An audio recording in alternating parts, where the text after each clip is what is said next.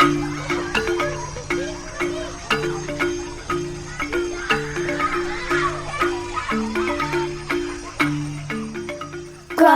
Up Weird.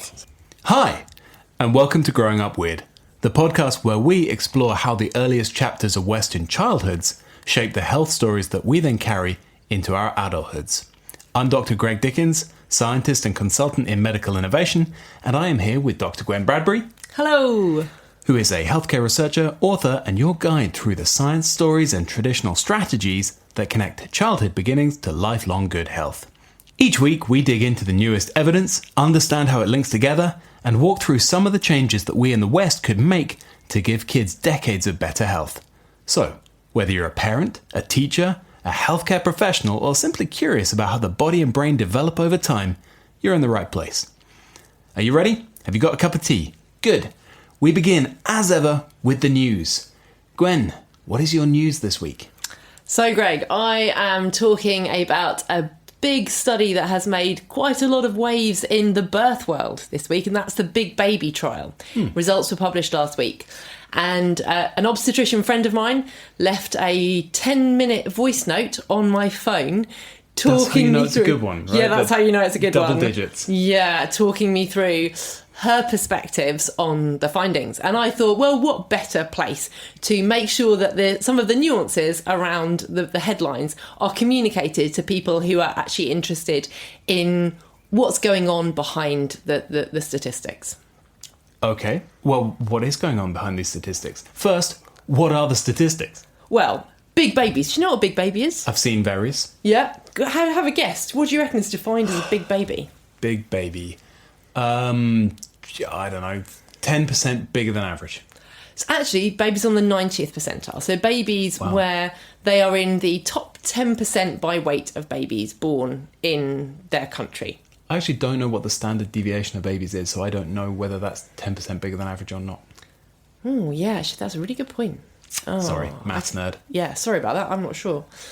Well, I'm going to put you on the spot. I'm going to say it's roughly 4 kilos. Babies that are 4 kilos and above.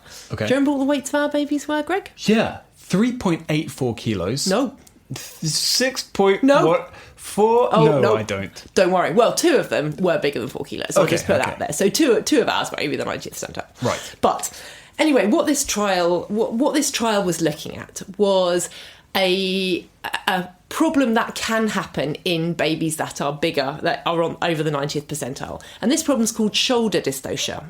Are you familiar with that term? I am. I am familiar with it from veterinary medicine. The pulling or jamming of the shoulder is a problem because it jams the brachial plexus, damaging the nerves, leading to potentially Bell's palsy, amongst other things, which is a paralysis of the forelimb. I believe they call it the arm in humans. Yeah, forelimb, arm. I mean, it's the same thing, right?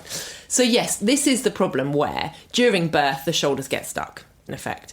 And there are various ways that you can treat this, and you can move the baby, but it does slightly increase the risk of them having nerve damage as a really bad outcome, but also having fractures as a lesser outcome, which they sound drastic, but actually apparently this is not uncommon and quite easy to heal from. I guess for me, nerve damage and fractures are kind of equivalent maybe in a way, but for a baby who's going to heal bones really, really quickly. Yeah. So what this study said was, if we induce labour, so we give a woman a drug to make her labour start at 38 weeks, if we think she might have a big baby, is she less likely to get shoulder dystocia and the associated complications? Now, when you do a study like this, first off, you calculate how much difference you expect to be between the two groups, and then you work out how many people you would need to have in your study in order to show a significant response. Okay. And so in order to show that they calculated how much they thought the difference would be, they reckoned they needed 4,000 women in their trial. Now, actually, as the study went on, it turned out the results showed there was much, much less difference than they expected. So between the groups that were induced at 38 weeks and the groups that were allowed to go to term? Yes, exactly. Okay. And so it was on the basis of ethics, because the study would never have shown a difference if the difference was so small with that number of women. The committee said you need to stop the trial now because this is no longer ethical. Okay. Yeah. So the study was stopped early, and part of that is because actually loads of women had their labours induced before 38 weeks anyway, which does just explain that is where we live in an environment where there is very high intervention in birth. Yep. But anyway, the study was stopped because the difference was really small. There was no statistically significant difference in the rates of shoulder dystocia between the two groups. Okay. And that sounds like a quite straightforward outcome. Yeah. I mean, if there's no difference, then you don't do a potentially dangerous thing to a woman who's going to give birth at some point anyway. Well, you would think that, wouldn't you? I would. But then the researchers went back and looked at this small, underpowered group of women and then said, that sounds really harsh, doesn't it? This very small number of women. And then said, well, actually, if we do a different sort of statistical analysis on it, we can say that actually there might be a very small reduction in shoulder dystocia.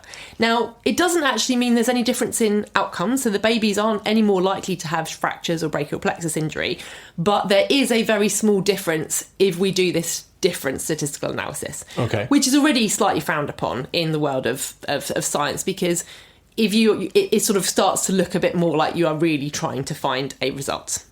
Right. Yeah, if you don't find your primary outcome and then you start cherry picking selection criteria and stuff like that, that's not great science. Yeah. So they said, okay, if we do this type of analysis, there's a very small difference between these two groups, and there's no difference in the outcomes of those babies at birth. There's no difference in outcomes at 2 months or at 6 months. There's no difference in any clinical outcomes that matter, but there is a tiny difference in shoulder dystocia.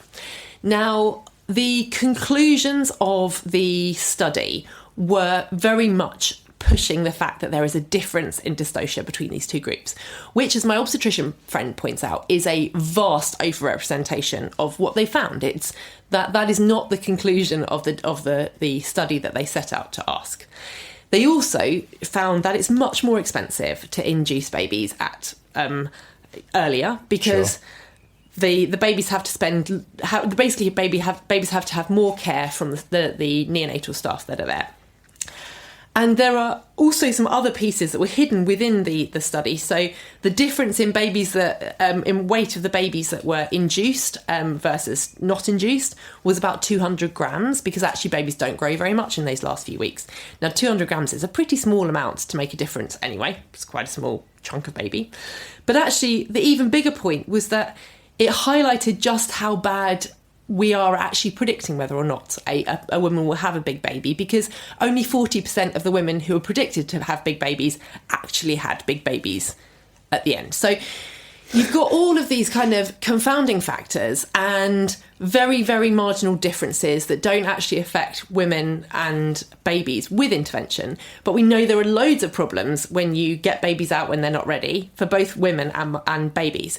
But that wasn't covered at all in the study. And the recommendations, which my obstetrician fears are going to go into clinical practice, are that women suspected of having a big baby at 38 weeks should have their labours induced.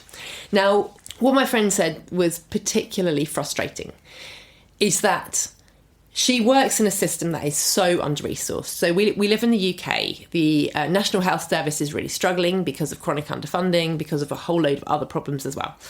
But she pointed out that one of the people she works with, who's been doing this job a lot longer than she has, she said that about 15 years ago, they were delivering 8,500 babies a year, and it was quite manageable as a manageable workload. Now they're delivering 7,500 babies per year, and it's absolutely flat out, because each of these births takes so much resource from anaesthetists, from obstetricians, from midwives, and the system is so stretched that there's a huge cost that she doesn't feel is recognised fully in these studies, because all of the studies seem to suggest that more intervention is better on the basis of some really pretty wobbly interpretation of the data. Yeah. I mean, you take something out of the oven before it's finished cooking. You got to finish cooking it somewhere, right? Yeah, well, exactly. And it's associated with poor poor kind of learning and developmental outcomes, with worse academic performance, with increased risks of infection right through childhood. Increased risk of allergy. Worse performance at school, yeah. Exactly. It's like, it's not that getting babies out early is zero cost. To be balanced here, and I know that you are thinking this, I just need to hear it said, in events when staying in longer increases risk hugely, and behind a very well-powered study with good statistics, do you have anything against induction? No, it can be life-saving. But there is a difference between having an induction because there is a medical reason to, and having induction because there is a risk of. Yeah. And I think that is what we've really forgotten, because our culture seems to believe that babies are always safer outside than the mother than inside. And I think as vets, we find it pretty funny.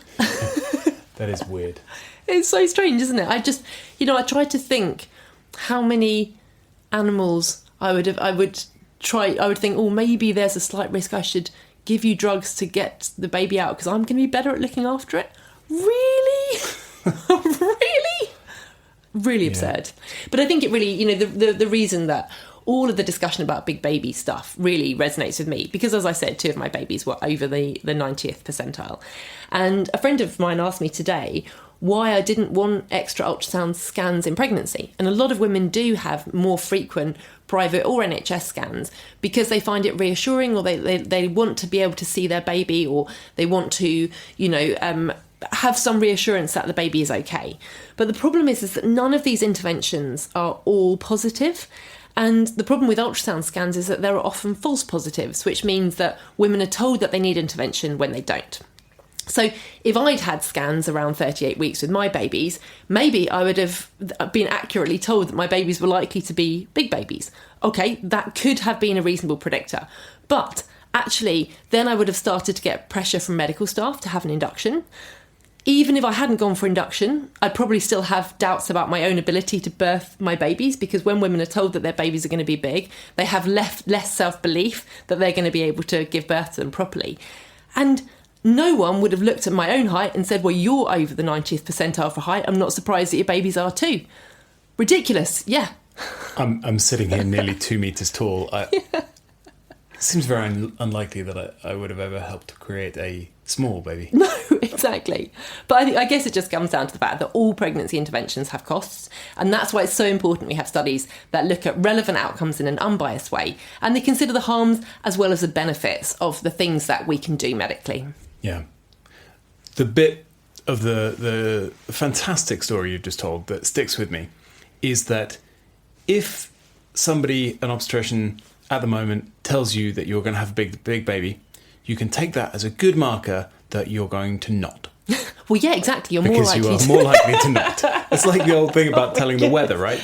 Back in 2010, I think, there was your likelihood of the weather being the same, working out the weather tomorrow by looking at the weather today and saying it will be the same, you're about odds on 4 times out of 5. So really? You are 80% likely to have the same weather tomorrow as today, because weather approximately changes every 5 days-ish. Okay, yeah. Your odds of getting it right if you watch the weather forecast was about 60%. So you were better just going, I will plan for tomorrow to be the same as today. Similarly, if somebody tells you you're going to have a big baby, plan to not. Relax. You'll probably be fine. Love that. Okay, I like that a lot. Any final words, or may I tell you some news? Tell me some news. What's your study this week? My news then is about gestational diabetes and its link with ADHD. We have been looking for drivers of the current epidemic of ADHD for a long time, and in 2012 it was initially suggested that gestational diabetes might be a driver. So the development of the brain is altered by inflammation in the placenta and by the chemicals circulating through the mother, and those are, of course, altered by your ability to process energy and glucose. Mm-hmm. So gestational diabetes is a reasonable thing to look at. Mm-hmm. So a tiny little study of 212 kids at schools in Flushing, New York, said, okay, well, there is an increased risk with 2 things that they found. One was socioeconomic status. Women with lower socioeconomic status were more likely to have kids who had ADHD. Similarly, women who had gestational diabetes during pregnancy were more likely to have babies that grew up into kids with ADHD. The scary bit was, if you combine the two, you got a 28-fold increase. Wow. Indeed. In this small study? In this tiny study. Okay. But that's the thing about tiny studies, is you get wild numbers thrown around all over the place. Yeah. So they needed a bigger study. And that's what's recently been published. Rochelle A. Pretorius, as I've said, great name, and a million other co-authors looked at 270,000... Yeah, right. Big numbers. 270,000 medical records from weirdos, and by that I mean people from a Western, educated, industrialised, rich and democratic background, to look at the link between medical records that showed gestational diabetes and medical records of offspring that then went on to show between the ages of... They looked at between 3 and 6, and then again between 7 and 11, to see if there are signs of ADHD in those records. And they said, yeah, we agree. It's they didn't show 28 times differences. In fact, they didn't mention a percentage difference at all. It's a regression analysis, so I can't actually back the numbers out.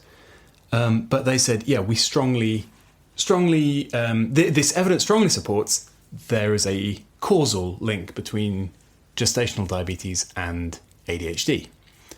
Now, what I think's really interesting about that is that since that 2012 study, there's been a lot of work done on what causes gestational diabetes. Okay. And, interesting studies in Frontiers in Nutrition back in, when was that, 2012, 2013, Liu et al., the Chinese study on mice. Okay. They induced gestational diabetes just by giving fructose. One of the consequences that I've seen described in other papers is a foraging response, which is linked to ADHD. Which is linked to ADHD. It's linked to ADHD. So the idea that actually this kind of survival state that is induced by high levels of fructose in cells in the body and the downstream consequences of that mean that it induces a foraging response that makes you more distractible, less able to pay attention, more seeking of more fructose, basically. So there's a very strong... Very able to hyper-focus on particular things that lead to dopamine response or a fructose response. Yeah. So that's really cool that they've seen that in... Well, it's not really cool, it's awful horrible. for many people. But it is interesting that it's coming, this picture is sort of being pieced together, and I expect there are going to be, there are lots of things that modify risk. There'll be loads of pieces that influence how that brain develops. But really interesting. I hadn't seen the link with diabetes mellitus. Well, there you go. I thought that was really interesting. I do have another piece of news. Oh, okay. But my other piece of news pertains quite strongly to what you're about to talk about. Oh, fantastic. Okay. So I'm going to chuck it on at the end, if that's all right with you. Oh, yeah, do, please. So, now that I've teased it appropriately, what is it you're about to talk about? We're going to talk about walking today, Greg. Excellent. Well then, walk me through it? No, I'm sorry. I'm not even that sorry. Go on. Did you plan that one, or does it just... Do I ever plan anything? It's very true. Yes, we're going to be talking about why walking in early childhood is so important to build bones, muscles, tendons that are the right length and strength to have a body that functions well throughout adulthood. Okay. Where do we start? Great question. Where would you start? I would start with the good bit. Start with the benefits of walking. What is it that is so great about walking?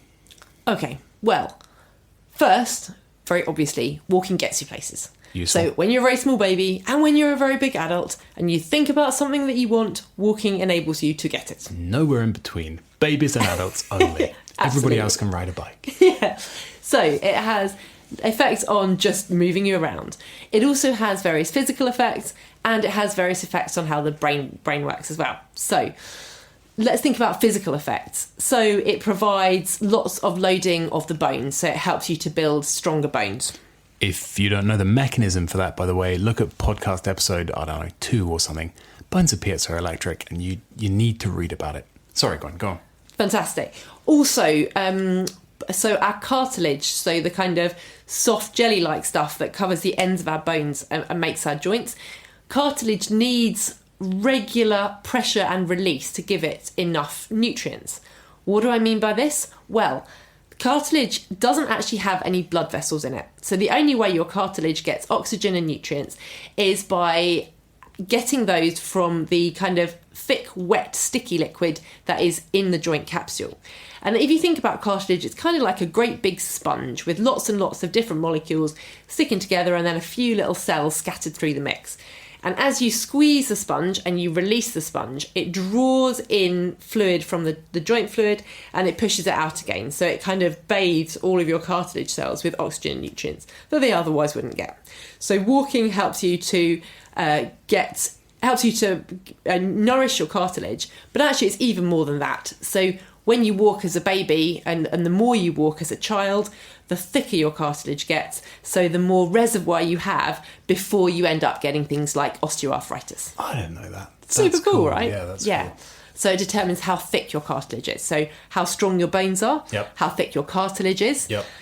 It also helps us it means that the muscles become the right length and strength to walk. And this sounds like a little bit of a backwards argument, but walking is a foundational movement. What do I mean by that?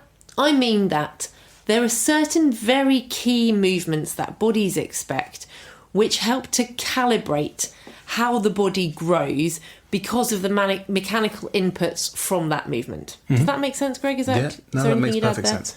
It's the tree versus statue paradigm all over again, right? Yeah, we always get back to this. It's a good paradigm. The idea that people always used to think of bodies as statues. They needed supporting and protecting and all that so they didn't crumble. Whereas bodies are much more like trees in that you push on it one way and it will grow stronger to spite you. The more you walk, you don't wear away the legs, you build them stronger. Mm-hmm. Yeah, absolutely. Yes.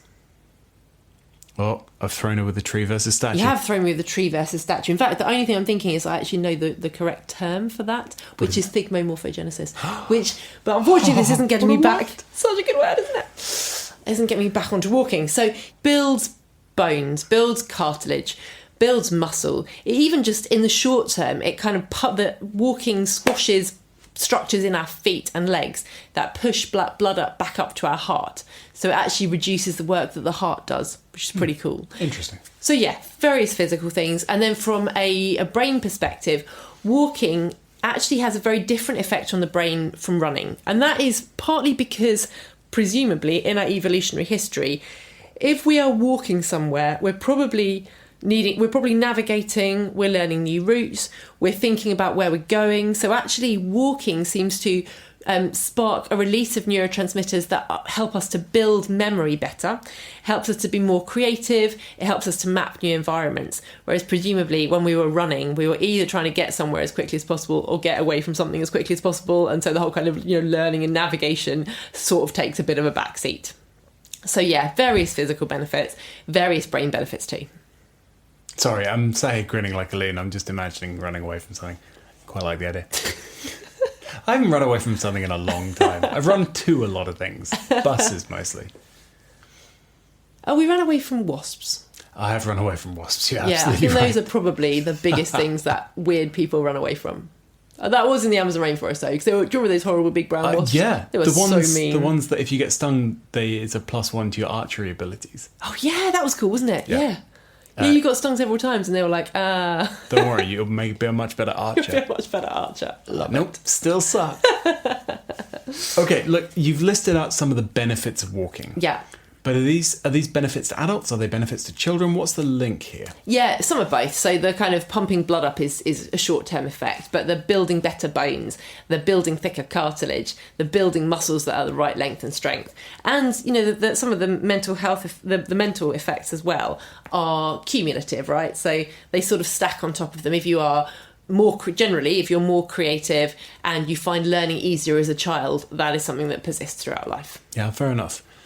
Okay, great benefits. I like it. I understand now the phrase "walk it off," etc. Yeah. Are these things that we don't get enough of in the West? Yes, I would say they are, fundamentally because we, as a culture, don't really value walking in young children. I mean, think about it. When do you see young children walking? When do you not see them? When other people like. The only time, I mean, certainly in media, the only time you see young children walking is when you're gawping at how cute and useless at it they are, right? You only see children walking when they're about to fall over adorably. Yeah, that is true, isn't it? But also, it's actually really uncommon to see young children walking. Sometimes, we have the attachments on the back of the buggy, so you can put the toddler behind their baby sibling, and you've got the scooters, and you've got the balance bikes. We've got so many ways to get children moving much faster, so they sort of bypass that crucial. So slow. They are really slow. I know, it's frustrating. And I'm in such a hurry. Yeah. Places to be. But this is a problem with our culture. It's not a problem with you. Many parents might think, I really want my child to walk more, but it's actually really hard to set it up. Yeah, because we're always in a hurry. We're always in a hurry, exactly. Okay, well, you're right. You're absolutely right. Now I think about it, I don't see kids walk, ever. And I can imagine that then means that they are growing up with, as you said it, thinner cartilage, yeah, less strong bones, less long bones. Well, no, I don't think it affects length, Strength. but it affects strength. Yeah, so higher risk of fractures, interesting. abnormal, gait development that is not. So when I say gait, that's like how you walk. And one of the important things about walking as a child is it helps you develop an efficient gait that is using the right muscles, moving the joints in the right way. And if you don't get the time to kind of practice and optimize that gait, you can end up moving throughout your life in a way that does actually make, put pressure on bits of your cartilage that aren't expecting to have a lot of pressure, can give you kind of leg shapes that aren't the shapes that are going to be particularly strong. And it's not going to be as comfortable, I would imagine. Therefore, if you don't walk, you won't walk. Exactly. And it kind of even goes further than that. So there was a study a year or two back which looked at when a baby starts to walk, at what age, and actually the shape of the top of their hip bone. Because if we think about something that really matters to older adults, it's hips and hip fractures. Because hip fractures are a really serious problem in older people, and they often indicate that that person is quite frail, and they can be a cause of death. Yeah, like 1/3 of people who go in for a hip fracture fixation don't come back out properly. It's a thing you really, really want to avoid. You don't want to fracture your hip as an older adult. But actually, it turns out the earlier you walked when you were a baby, so the point at which you started to walk, changes the angle of that hip bone into a configuration that makes you less likely to fracture when you're older. That's mad. Even if you lose, even if you're still losing bone density and all the other things we kind of worry about, because by the time we enter middle age, we think, oh no, hip fractures might be looming. But actually, we should have been thinking about it when we were, 8-9 months. Wow. Rather than, Okay, so it's about buggies then. The whole thing's down to buggies. No, it's part of it. Buggies are part of it. All of the things that we do that bypass a child's early walking development are part of the problem. Okay. But it actually goes much further than that. So we talked about toilet training the other week and elimination communication and nappies and diapers. And nappies and diapers are a pretty effective way of altering how a child moves. You can imagine, right? Yeah. I can imagine trying to walk around with a scaled up nappy in between my legs. That would be really difficult. Yeah, absolutely. And if you put a diaper on a child, or a nappy or a diaper on a child, their gait suddenly looks like a child that's several months younger. Oh. Because of how it pushes the legs apart. So we've got nappies and diapers. And I remember we were talking about baby shoes quite recently, and I included it in my article. We were talking about what baby shoes do to gait, and you had a really nice analogy of how you would delay a child's walking ability by interfering with their feet. Do you remember any of the parts I'm an of that? inventor, right? This is how I think. If I were going to invent absolutely the best way to stop a child walking, I would make it really, really slippery underneath. Either fluffy on a hard floor or slippery and smooth on a carpeted floor.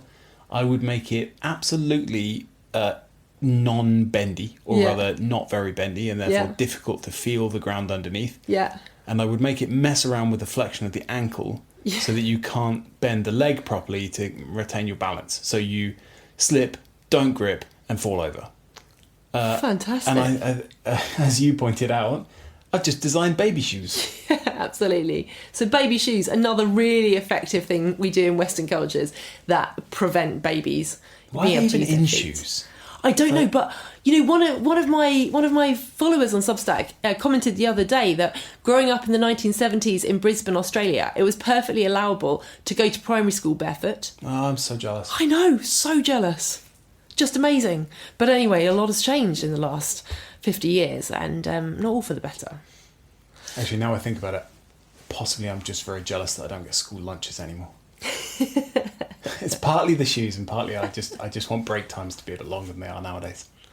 Carry on. But yeah, so there are many things that we have in our culture that make it hard for babies to start to walk at the beginning, and so they are generally slower. They walk slightly later, as you said, they're slower, and all these things we're doing are also making them slower. Yeah. And then we don't have the time to actually let them walk, so we invent all these devices to help them go faster and keep up with us as we rush on to the next thing. Okay, right. You've laid out benefits of walking. You've laid out why we don't get many of those benefits here. Please tell me there's something we can do. What if I wanted those benefits for my children? What would I do? Well, let's think about stuff you can do when you're a baby, and then, well, not when you're a baby, How when many you babies have are a listening baby. to this podcast? If you are a baby listening to this podcast, please send us a message. Let's talk about what parents can do with babies. And then, because we had a listener recently who said, what happens if you feel like you've missed the boat? Let's talk about what we can do for older kids too, because walking is something that you can start to do more of at literally any age until you completely cannot walk. Yes. So, at least most people can. That is true. We should acknowledge there are some that babies, is very plenty true. of babies, who cannot walk at all. Yes. And for them, this is going to be quite a frustrating podcast. Yeah, absolutely. As I said, if there are any babies listening to this podcast, go on. So, parents with babies. Greg, what do you know about the stepping reflex? I know that if you have an absolutely brand new born baby and you hold it up and you drag its toes across the surface, it will take steps. Probably won't hold itself up, but it will move one leg and then it'll move the next leg and then it'll move the next leg. And I know that it is revealed again if you break your back. Oh, really? It's one of the primitive reflexes which comes back if you deregulate the spine by separating it from the brain. Interesting. Well, what's particularly interesting about the stepping reflex is that if you hold babies up so they've got a chance to move their legs and practice stepping, this reflex persists and it makes it easier for them to learn to walk as they get older. If you don't do it, so if you do what we typically do in Western cultures, which is always have babies lying down, they actually lose the reflex and then they start stepping again later on. But you've lost all of that time when babies like to be stepping, feeling the ground, moving their legs in a way that it sets them up in a way that is preparatory for walking. So let them step. Get them standing up and bearing their weight through their legs, because babies love standing up. It's much more comfortable for them to be upright for gas movement, for looking at the world. So keep them upright, hold them upright as much as you can. Try to avoid moving them in devices as much as possible once they can walk. So one thing that I found quite useful is if you don't have a buggy for your toddler and you have to carry them, you can't use a buggy, but also they get heavier, and so actually you end up as a parent it's much less easy just to stick them in the buggy. It's very motivating. It's very motivating. It's very heavy. Yeah, exactly. So you're just slightly changing your environment to align your motivation and the baby's motivations a little bit better. We've talked about shoes in other articles. I'll link to those below. But what's your kind of proverb about shoes? Oh, that a good shoe is one that the intended wearer can roll up in both directions with their hands. Yep. And therefore, the fact that I am enormous and quite strong means that I can roll up most pairs of shoes in both directions, but I can use a big, thick, heavy shoe, whereas a much smaller child needs a really thin, bendy shoe, and a baby probably needs no shoe at all. Yeah, absolutely. And then the bit often I've heard you add on to that. Oh, do I? Is that good shoes are for when no shoes aren't an option. I'm so erudite. So pithy, so I'm pithy. So pithy with no memory whatsoever. So yeah, shoes, buggies, diapers. Get that, we mentioned very briefly nappies and diapers earlier, but the more you can keep babies out of nappies and diapers, the easier it is for them to develop a normal gait. Yep. Get them standing, keep them stepping. Okay. So that's the kind of baby piece. What do I suggest for older children? It is, again, oh gosh, I'm going to call on you again, Greg, for another thing I've come up with and forgotten. Yeah, what is absolutely. So, tiredness on a walk. No, this I didn't forget because it's a sensible thing to say. Mm-hmm. A tiredness on a walk doesn't mean the walk is too long. It means the last walk was too short. Yeah. Yeah, do remember that one because it's true. Yeah, absolutely. So if a child doesn't walk and very rarely walks, it's not surprising that they're going to find walking tiring. So you do need to gradually build up, but the fact that they are tired doesn't mean it's not a reason not to walk. It's a reason that you need to walk more. Yeah. Again, it comes down to setting up the environment. So is there somewhere that you can park further away from school? If you don't normally walk to school, how can you help a child to do that? Is it possible, for example, to talk to the school and see if the child is allowed to walk into school on their own with a friend? Because that's far more motivating than getting dragged to school by a parent. There are lots of different ways to think about how you build walking into life. For example, when the children get pretty frazzled, we often suggest a walk. If a child is upset or something difficult's happened at school, we go for a walk and talk about it. If they've got something to learn, poetry, times tables, etc., we go for a walk. So there are a lot. If you kind of see a walk as being a default thing that you do with a family, that makes it much easier.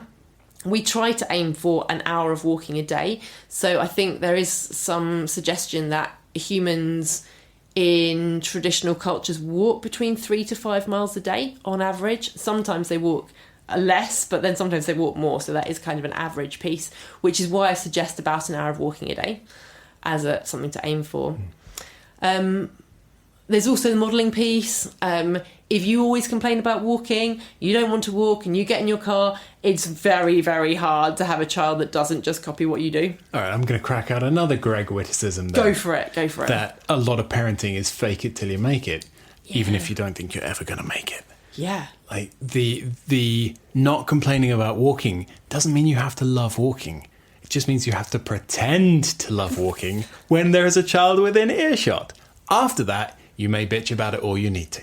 Now, Greg, did you do that when we were going out? Because I remember that you were not a great big fan of walking when we started. Yeah, but you had said that you thought people who walked were attractive. So I was like, oh, let's go on a walk. And afterwards, I would complain bitterly about how much I'd hated it, but not to you, nor near you. Yeah, exactly. So fake it till you make it is a very useful strategy. But the final one I did want to mention is that is the idea of building movement into celebrations. And there's interesting. This is something that I learned from a biomechanist called Katie Bowman, who has a fantastic book called Grow Wild, which talks about how you can help children to move more in all the areas of their life. And one idea that she had in her book was to have a celebration for birthdays, which was to walk a mile for every year of the child's age. And so we've done that since the children were tiny. Do you remember trying a 1-year-old birthday walk? For our youngest daughter? Yeah. I do remember that. I remember she made it about 2/3 of the way and then just lay down on the very dusty floor and played with her toes and smiled at us and absolutely refused to take another step. She doesn't. And before you think that we were pushing her, whatever, we'd taken hours over this. We had books, we had snacks, we were in this beautiful woods. The older two were having such a great time and she was walking with them, walking on her own. But my goodness, she was slow. So slow. But our oldest recently did their 8-mile birthday walk with hills and whatever, and all of the walks end at somewhere where we can get food.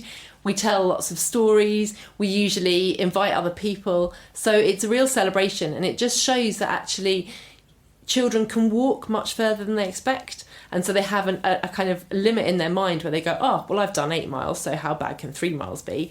And it means that they have kind of challenges that they can overcome.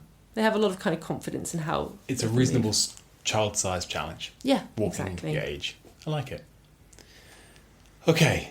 Does that bring us to the end of talking about walking? Because as far as I understand, you have told us some really interesting immediate benefits of walking, some ways in which walking sets children up for a lifetime of better health, then some ways in which growing up here in a weird culture basically means you don't get any walking, you don't get trained to walk early, you don't get walking in childhood, and you certainly don't take that love of walking into adulthood.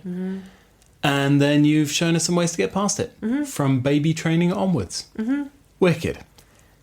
I've got a piece of news that initially I thought upended a lot of this, and then I really dug into it, and now I think it complements it quite nicely.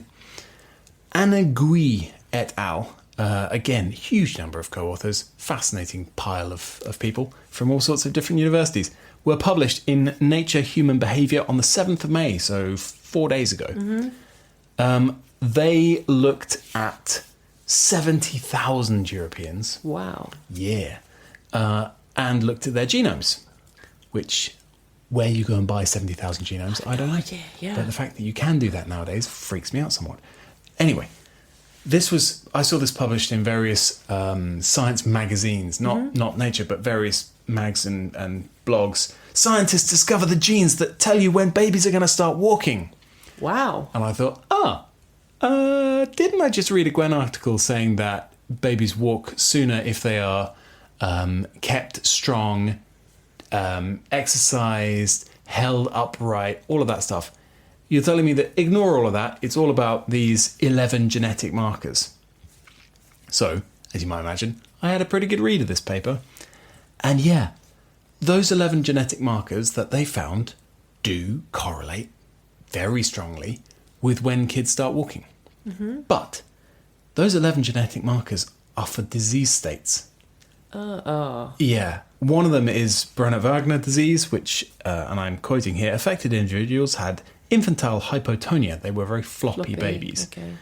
They had severe developmental delayed or absent walking in childhood, and they were minimally verbal.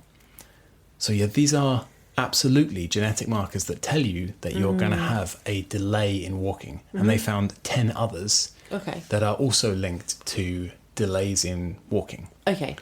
And then go on to be gross motor deficits of some degree or other.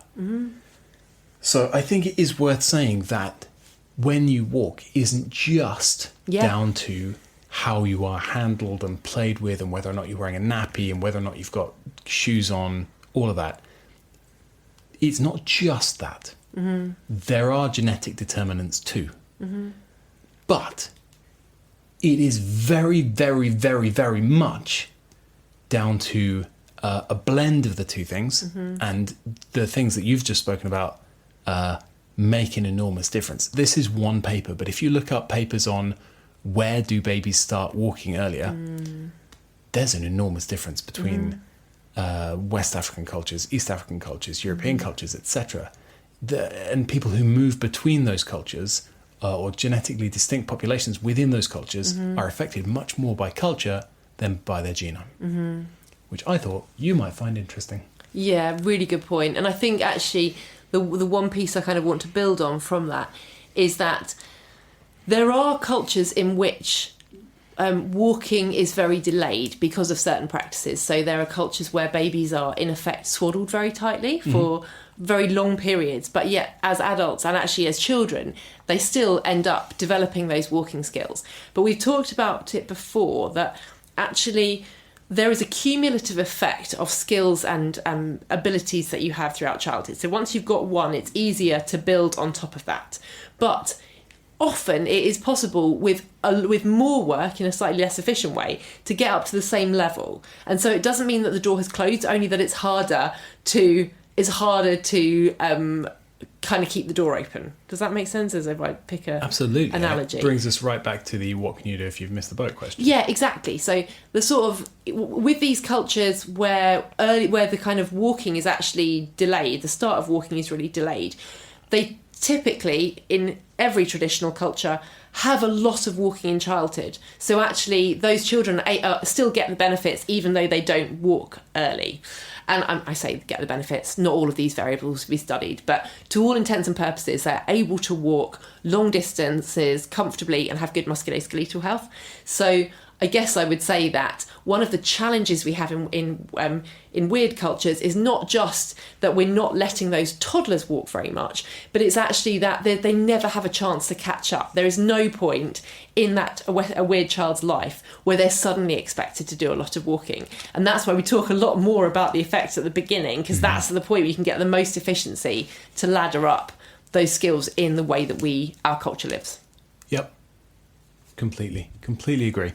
Okay, that's the end of my news. I just thought I should chuck that on the end. You said at the beginning, if I remember rightly, that we had a listener question this week. We do. Very quick one. It was in response to some of the stuff we wrote about pre-chewing and premastication.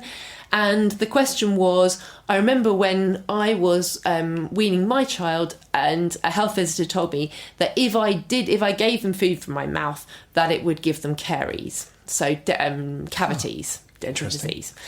And so I just wanted to very quickly touch on this because it's a really good question, and it might be something that other people have sort of have the same concerns about. But what I wanted to ask you, Greg, was about the bacterial cause of caries and the relative contribution of having the bacteria in your mouth and the link with caries. Well, first, I'd say that that's not a listener question, that's a listener statement. The teacher in me won't let that go. But you are absolutely right that caries are caused by bacteria. So handing bacteria from your mouth onto a baby's mouth sounds like a terrible idea. However, those bacteria, there are two howevers here. One is that those bacteria need fuel to turn into acid. So if you're not giving them that fuel, they can't create the acid, which then damages the enamel. You could have a mouthful of bacteria. If you don't give them any fuel, they're not going to make tooth holes. And that fuel is fermentable carbohydrates, small sugars normally. The very worst offenders in the long list of bacteria that can make acid in your mouth are things like strep mutans and the red complex and other groups of bacteria. They nearly all rely on sugar to generate the acids. So if you are handing over bacteria to your baby, it makes no darn difference if you're not also giving your baby sugar. That's the big one.